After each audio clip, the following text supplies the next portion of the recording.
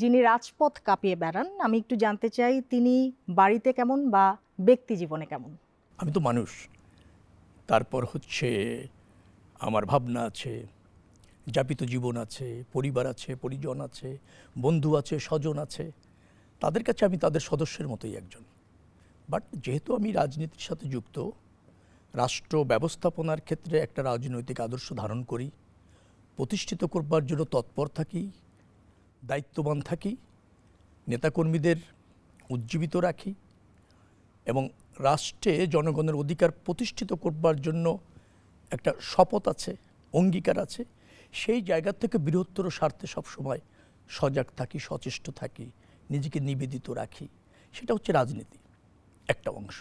আর পরিবারের কাছে আমারও তো ধরেন একবার পছন্দের একজন মানুষ আছে যিনি পাশেই বসা, এবং আপনি কিভাবে নেবেন আমি জানি না। আমরা খুব আর্লিয়ার ম্যারেজ করেছি, 21 বছর বয়সে মাত্র, নিজেদের পছন্দে।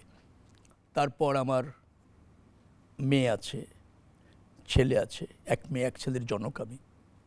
তারাও এবং আমার এই সহধর্মিণী অর্থাৎ জীবনসঙ্গী বলতে পারেন, সবচেয়ে পছন্দের মানুষটি, তাকে নিয়ে তো একটা সুখী পরিবার।